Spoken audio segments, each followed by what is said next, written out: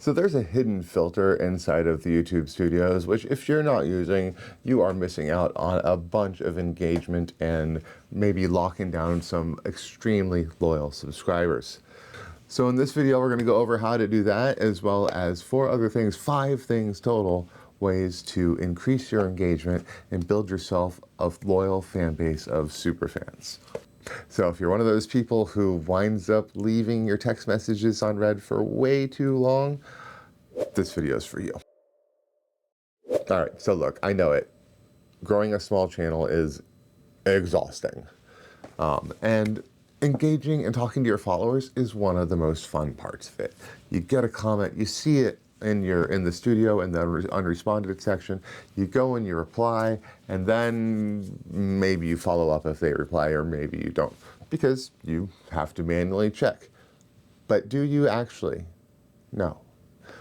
Go up here to the response settings you go ahead and click that off, and then you add the filter to response settings to not only unresponded, but also new replies to my response. That way, you will see everything that someone has said after what you've said, as well as anything someone says new that you've never replied to, a new thread or whatnot. And this is going to help your engagement, which is going to help you with the algorithm, because YouTube loves it when viewers return to comment more on a video that they've already been to. So yeah, that was definitely the best tip. That was the holy grail of tips. I do not know why this setting isn't on by default. It is so helpful, and honestly, I think it should be the default setting. But it's not, but you can make it yours. VoiceOver Steve jumping in because the audio got messed up, but it's fairly simple. You just click over here in the empty area, go down to Set Current Filters as default, and you're good to go. You will always, when you look at this tab, you'll see the fans that are engaging with you and you haven't responded to yet. And that is obviously how you keep conversations going. Now, the second tip, or the first 3 tips involve these filters. The second one, this is another big one. You can add a filter to just show you questions being asked. If you are in a rush and you have like a minute or two to just kind of look at your comments, the questions are what you should be answering first. Someone is interested in your take on something or what you know about a subject. And if you don't answer them quick, they're going to find out somewhere else and they're just going to forget about you and never come back. So you filter by questions, you answer those first, and that is how you build trust, and trust is how you build an excellent, loyal fan base.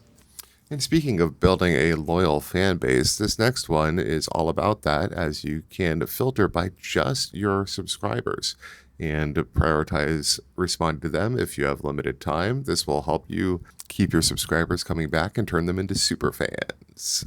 This is kind of a bonus tip. The call to actions that I always like, and let me know if you use something different down in the comments, but I like call to actions to comment. So they will go down to comment, they will pass the like and the subscribe. They'll do that if they liked your video because they're on their way to go engage with it.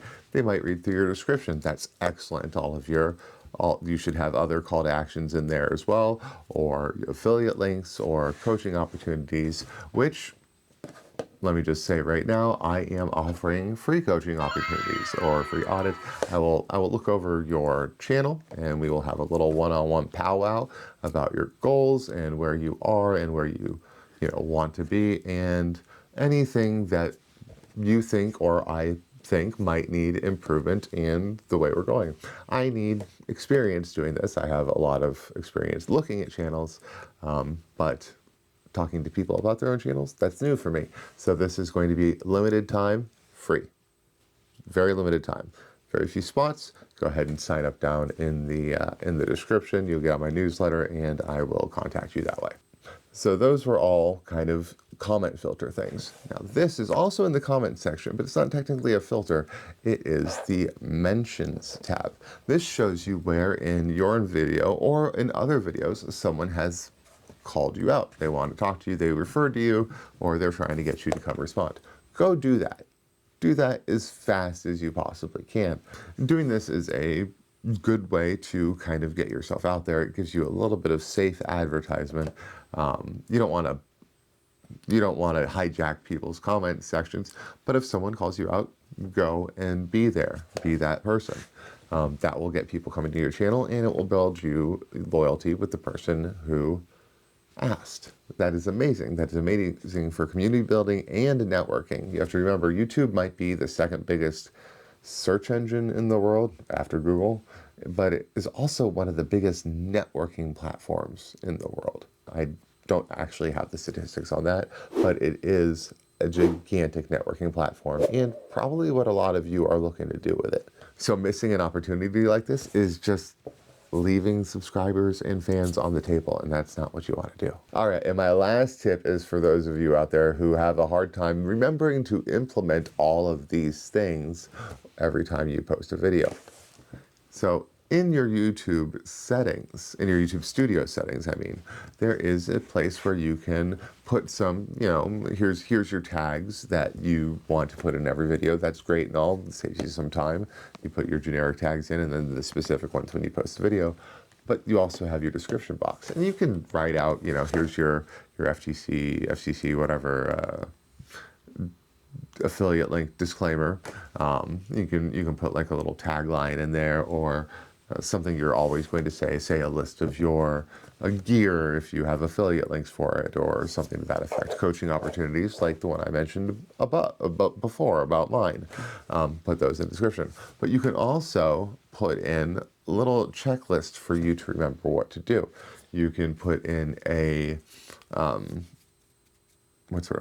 you can put in a template for the description, so you can get it done easily, kind of reduce the mental load there. But you can also remind yourself to, say, pin a comment. That's actually what this tip is about, is making sure you have a pinned comment. And the description is pretty much the only place you can remind yourself to do it. Unfortunately, you, through YouTube Studio, can't have an automatically pinned comment. You have to remember to go to your video and do it yourself. And the description will help with that. Because if you don't, then it's just sitting there, the reminder in your description, and that just looks silly. It only takes a couple times of that to where you don't forget to check. You can also remind yourself to do anything else that you might need or want to do every time you upload. It's a good place. The description section is an excellent place for that.